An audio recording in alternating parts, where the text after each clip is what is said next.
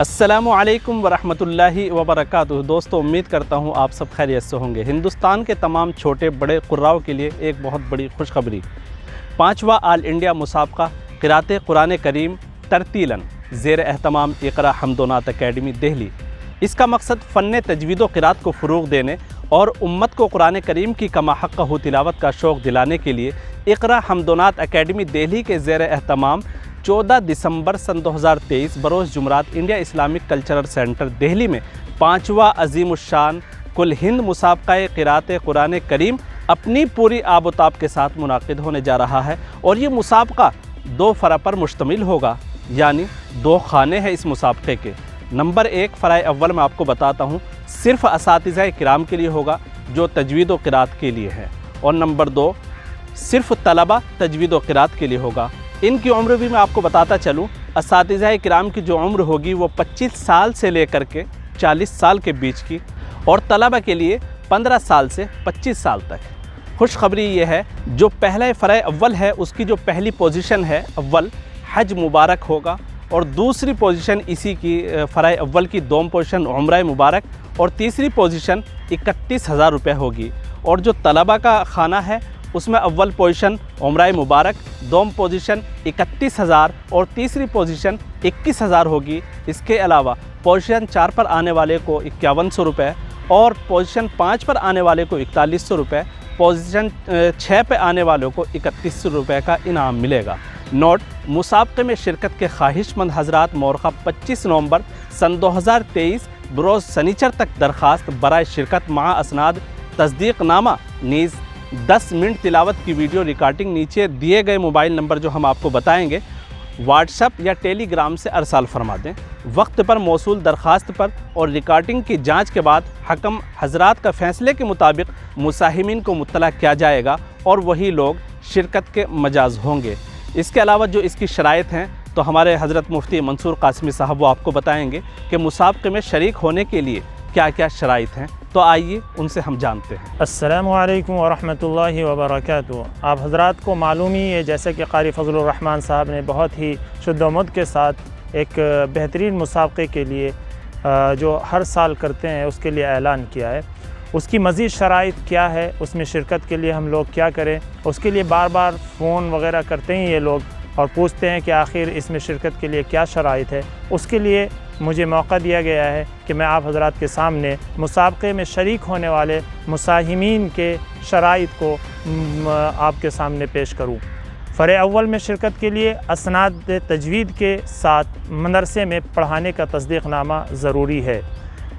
اس میں 2 فرع رکھی ہے، ایک فرع اول ہے، ایک فرع دوم ہے، جبکہ اس سے پہلے جو مسابقے ہمارے پلیٹ فارم سے ہوئے ہیں، اس پلیٹ فارم سے صرف ایک ہی فرع اول ہوا کرتی تھی، اور اسی میں جو طلبہ جو مساہمین ہوتے تھے اسی میں شریک ہوا کرتے تھے۔ لیکن اس مرتبہ اکیڈمی کی طرف سے مزید آگے قدم بڑھاتے ہوئے مزید انعامات کا اضافہ بھی کیا گیا، اور ساتھ میں فرع اول کے ساتھ فرع دوم کا بھی اضافہ اس میں کیا گیا ہے۔ اس لیے فرع دوم میں شرکت کے لیے مدرسے کا موجودہ تعلیمی تصدیق نامہ پیش کرنا ضروری ہوگا۔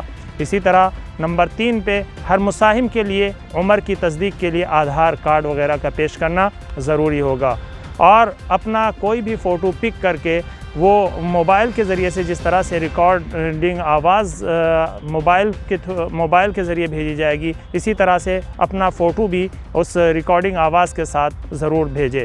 تلاوت کی ویڈیو بناتے وقت خیال کرے کہ ایکو کے بغیر ریکارڈ کرے، ایکو وغیرہ کا استعمال نہ ہو، جس کے ذریعے سے ہمارے لیے انتخاب کرنے میں آسانی پیدا ہو۔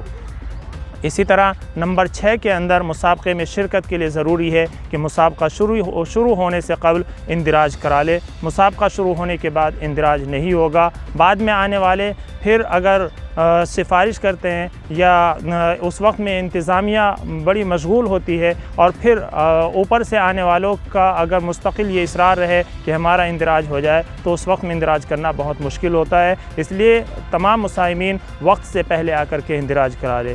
نمبر 7 میں مسابقے میں اول سے آخر تک شریک رہنا ضروری ہوگا۔ یہ نہیں کہ اپنی باری پر اپنی قرات اپنی ترتیل سے فارغ ہو کر کے وہاں سے چلے جائے اور بعد میں رزلٹ کا اور نتیجے کا انتظار کرے، بلکہ اس وقت شروع سے لے کر کے آخر تک مسابقے میں شریک رہے۔ منتظمین کی جانب سے متعین ترتیب کے مطابق تلاوت کے لیے بلایا جائے گا، اور جس متعین ترتیب کے مطابق پوچھا جائے اس متعین ترتیب کے مطابق تلاوت کا آغاز کیا جائے گا۔ نمبر 9 کے اندر ایک مرتبہ نام پکارنے پر مساہم کے نہ آنے پر دوبارہ نام نہیں پکارا جائے گا۔ اس کا یہ مطلب نہیں ہے کہ صرف ایک ہی مرتبہ نام بولا جائے گا، بلکہ 1-2 مرتبہ اس کا نام جب اس کا نمبر ہوگا اس کا نام پکارا جائے گا، لیکن اپنے نمبر پر اگر وہ مساہم نہیں آیا تو پھر دوبارہ سے اس کو موقع نہیں دیا جائے گا۔ نمبر 10 کے اندر وقت پر نہ آنے والے حضرات کو کرایہ پیش کرنے سے منتظمین قاصر ہوں گے۔ وقت پر نہیں آئے، اندراج بھی نہیں کرایا، اب اس کے اوپر سے اگر کرایہ مانگا جائے، کرایہ کا سوال کیا جائے تو اس وقت میں کرایہ نہیں دیا جائے گا۔ نمبر 11 کے اندر صرف مساہمین کو آمد و رفت بس یا ٹرین کا ٹکٹ پیش کرنے پر سلیپر کلاس تک کا کرایہ دیا جائے گا۔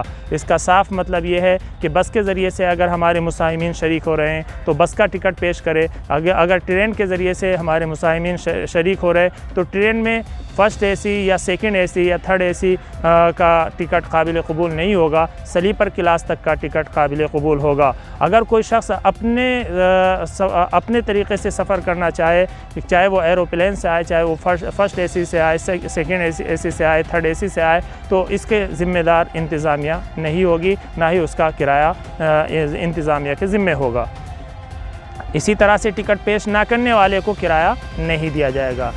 نمبر 12 کے اندر جو ہماری شرائط میں سے ہے وہ فرع اول کے صرف مساہمین کے قیام و طعام کا نظم ہوگا، اور فرع دوم کے 25 سال سے کم عمر مساہمین کے ساتھ صرف ایک سرپرست کے قیام و طعام کا نظم ہوگا۔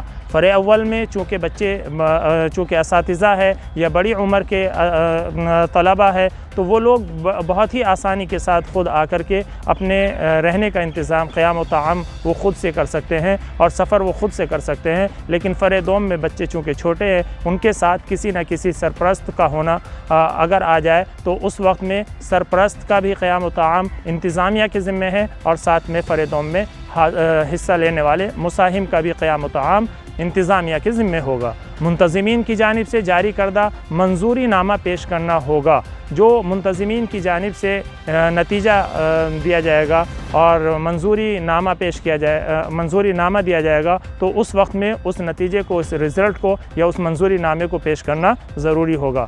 نمبر 15 کے اندر اس کو سبھی حضرات بغور سماعت فرما لے، حکم حضرات کا فیصلہ آخر میں جو فیصلہ دیا جائے گا وہ قطعی اور آخری ہوگا۔ مساہمین کا نام منتخب ہونے کی صورت میں 30 نومبر تک صرف مساہمین ہی کو بذریعہ ٹیلی فون اطلاع دی جائے گی۔ حکم حضرات جو آپ کے سامنے آخری پروگرام میں بیٹھیں گے ان حکم حضرات کا فیصلہ بھی آخری فیصلہ ہوگا۔ اسی طرح سے جو آپ حضرات ریکارڈنگ کے ذریعے سے ہم تک اپنی تلاوت پہنچائیں گے، اس تلاوت کے انتخاب کے لیے بھی جو حکم حضرات بیٹھیں گے ان حکم حضرات کا فیصلہ ہی آپ کی ریکارڈنگ سننے کے بعد آخری فیصلہ ہوگا۔ اس کے بعد فون وغیرہ کر کے یہ نہ معلوم کرے کہ آخر ہمارا نام کیوں نہیں آیا یا اس کا نام کیوں آ گیا، کیونکہ اس میں کسی ایک آدمی کا عمل دخل نہیں ہوگا، اس میں بہت ہی شفافیت کے ساتھ حکم حضرات کا فیصلہ بالکل آخری اور حتمی فیصلہ ہوگا۔ اور اس کے بعد 30 نومبر تک صرف مساہمین کو بذریعہ ٹیلی فون وغیرہ یا میسیج وغیرہ کے ذریعے سے اطلاع دی جائے گی کہ آپ کا اس مسابقے کے لیے انتخاب ہو چکا ہے، اس لیے آپ اپنے سفر کی تیاری کریں۔ اس کے علاوہ جو طلباء کرام جو مساہمین حضرات ہیں ان کو اطلاع نہیں دی جائے گی۔ درخواست گزار جتنے بھی ہوں گے وہ پھر بعد میں فون وغیرہ یا میسیج وغیرہ نہ کرے، اس کے ذریعے سے انتظامیہ کو بہت پریشانی ہوتی ہے۔ اس لیے ان باتوں کا خیال رکھ کر کے مساہمین اس مسابقے کے لیے درخواست دیں اور اپنی ریکارڈنگ وغیرہ کے ذریعے سے اپنی تلاوت کو بھیجے تاکہ وقت پر فیصلہ لیا جا سکے، اور پھر اس وقت پر ہی آپ کو بتا دیا جائے کہ آپ کو فلاں تاریخ تک آنا ہے اور آپ کے آنے میں تاکہ آسانی ہو۔ اس لیے وقت پر فیصلہ لیا جائے تاکہ سبھی لوگ وقت پر آسانی کے ساتھ پہنچ سکے۔ اب میں آپ حضرات سے رخصت چاہتا ہوں۔ السلام علیکم ورحمۃ اللہ وبرکاتہ۔